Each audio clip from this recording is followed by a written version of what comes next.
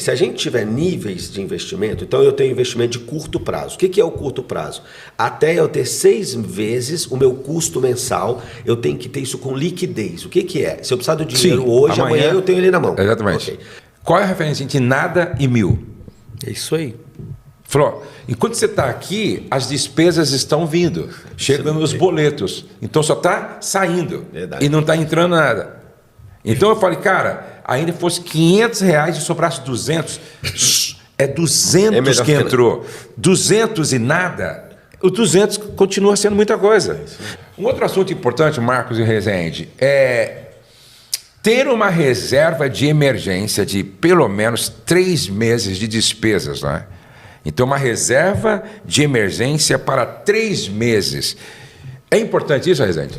É muito importante. Eu costumo indicar uma reserva até maior, pastor. 6 meses? 6 meses, com alta liquidez. Uma reserva de 6 meses, ela vai resolver mais de 70% dos imprevistos que uma pessoa pode ter.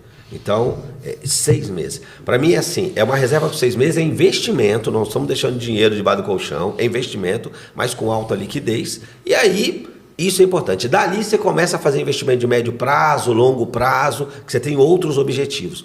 E essa reserva, o ideal é que você procure não mexer. Se você precisar mexer com ela, você volta e repõe de novo, mas tem essa reserva. É fundamental porque a gente sabe, a nossa vida é feita, a gente tem imprevisto, a gente passa por imprevistos. Eu estava conversando com o gerente de um grande rede de hotel. Né? E ele disse, pastor, a dona do hotel, ela não teve problema na pandemia. Porque ela sempre teve uma reserva de emergência para 6 meses a 1 ano. Olha então, se parar tudo, e olha que o custo operacional dessa rede é milhões por mês. E ele disse assim, se parar tudo durante 6 meses, né, eles não têm problema. Isso é o que a formiga nos ensina, né? Que é em Provérbios, inclusive, né? Então você pega a época boa e você constrói essa reserva. Isso é... Porque uma pessoa que tem um patrimônio, vamos dizer que ela tenha 3 milhões em imóveis, por exemplo. A gente nem considera isso uma reserva se não tiver liquidez, porque na hora que você passar um aperto, você precisa vender e você não vai conseguir esse recurso. Você pode ter um carro de 150 mil, é o que eu tenho, é um carro de 150 mil. Na hora do aperto, que você precisar do dinheiro para o dia seguinte, ninguém vai te pagar 150 mil. Exatamente. Então, por isso que você precisa ter liquidez, você precisa ter dinheiro. Essa reserva ela pode estar aplicada. Aplicada, rendendo. rendendo. Exemplo, ela pode estar aplicada na Bolsa de Valores, num tipo de investimento seguro, que existem no Tesouro. Investimento a longo prazo seguro, né? Por isso que já é a longo prazo. Existem no Tesouro Nacional, né? Isso, Tesouro. Porque o que acontece, pastor? Eu costumo dizer assim, se a gente tiver níveis de investimento, então eu tenho investimento de curto prazo. O que é o curto prazo? Até eu ter 6 vezes o meu custo mensal, eu tenho que ter isso com liquidez. O que é? Se eu precisar do dinheiro hoje, amanhã eu tenho ele na mão. Exatamente. Okay. Quando eu preencho isso aqui, que eu costumo dizer, eu desenho tipo uma caixa d'água, preencheu, agora eu posso ser um pouquinho mais ousado. Então eu posso fazer um investimento agora de médio prazo. Então o dinheiro vai ficar preso por 1 ano, ele vai render mais. Sim. Mas eu não consigo sacar ele de um dia para o outro. Não, legal. Agora eu posso fazer investimento de 5 anos, de 10 anos. Depois que eu encho essa caixa, agora eu posso ir para isso. Essa aqui é reserva. Eu não procuro não mexer nela. A de médio prazo é para trocar um carro, é para fazer uma viagem, é uma reserva normalmente de 1 ano, ok? Então tá aqui, 1 ano, 3 anos, legal. Uma construção, uma obra. E eu posso ter aqui um investimento de 10 anos, de 15 anos, porque eu estou protegido aqui. E é importante ter liquidez e construir o patrimônio. Exatamente. Né? Por exemplo, existe, por exemplo, uma previdência privada. Eu lembro que a gente pagava todo mês uma previdência privada para o Pedrinho. Né? Todo mês, não sei se era R$700 lá, eu pagava. Quando chegou, ele quis ir para os Estados Unidos, lá no CFNAE, ele foi com o dinheiro da Previdência. Pô. Você vê. E eu paguei acho que uns 5 ou 7 anos. Entendeu? E aí eu falei, tem uma Previdência, vamos dar uma olhadinha. Quando eu vi o valor, era o suficiente para pagar o tempo que ele ficou lá nos Estados Unidos. Às vezes é a faculdade. Então, às vezes as pessoas não têm paciência. Tem algumas coisas que eu faço, eu pago a previdência da minha, da Rose e tal, mas é a longo prazo, você está pagando há 10 anos, 15 anos. Quando você vai ver, você tem um recurso, de repente, que dá 6 meses que você precisa aí, ó. Entendeu? E nem sempre as pessoas têm essa paciência de fazer isso, de fazer um pouquinho por mês, um pouquinho por mês. Porque parece que não, né? Eu me lembro que um dia um vendedor saiu para vender. Aí eu falei, rapaz, vai visitar as livrarias, você fica aqui numa expedição, vai visitar, pega o carro aí, vai visitar a livraria. No final do dia, isso já faz uns 10 anos, ele falou assim, pastor, consegui vender só tipo R$1.000. Falei, qual é a diferença entre 0 e 1.000?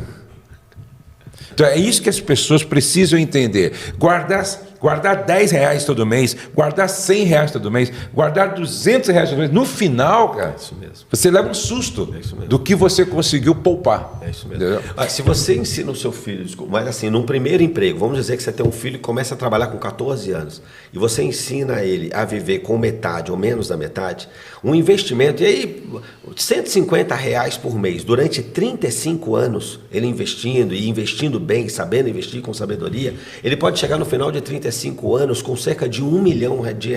Já imaginou? Já imaginou? Então, assim, R$1 milhão pode gerar uma renda passiva de R$10 mil. Então, assim, é isso que nós precisamos, é isso que a gente fala de deixar um legado, é ensinar isso para o filho. Filho, em vez de você ganhar um salário mínimo com 14 anos e torrar tudo, você vai viver com 50% você vai guardar e você vai manter. Você vai construir uma vida onde você não vive com mais de 70%, 80% do que você ganha. O seu padrão de vida, você vai se adequar ali. Ah, mas eu quero morar melhor. Então você precisa criar uma segunda renda, uma terceira renda, mas você não pode sair dessa regra. E uma coisa, o pastor falando desse vendedor, que fala, poxa, mas só 1.000. Essa é uma mentalidade de escassez. E aí, o que eu quero aqui testemunhar, eu gosto de testemunhar, é que quando nós vamos caminhando para esse território onde você vai se tornando mais saudável, sua mentalidade vai sendo trocada, você vai entendendo melhor esses processos. Você para, pastor, vem para a emoção também, você para de uma mentalidade de escassez.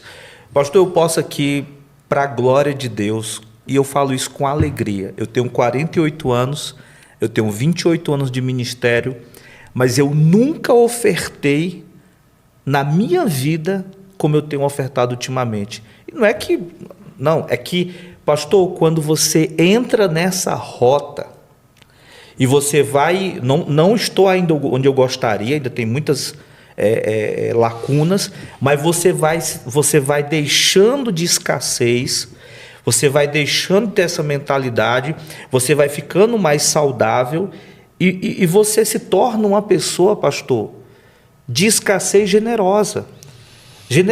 E assim, você vai mesmo, e às vezes você diz assim, não é o que eu posso aqui e tal, mas eu me sinto desafiado a isso, e Deus não deve ninguém, e eu posso dizer isso, né? Eu posso dizer isso com alegria, que cada vez mais, até esses dias, conversando, porque eu vendo o livro, né? Só que eu vendo o livro, mas só que eu pago editora, certo. Eu falo assim, não, eu tiro o dízimo de tudo, então até falar para o Felipe, eu não tenho conversa, o dinheiro entrou, aquele valor ali eu dizimo tudo, entendeu? Porque Deus colocou isso no meu coração. Eu não quero conversa. Então, assim, você vai se enchendo de alegria, esse coração de escassez, esse sentimento vai indo embora, e você vai ficando saudável, e você vai para frente. E sem dúvida alguma, a nossa liberalidade é o grande segredo da nossa prosperidade também.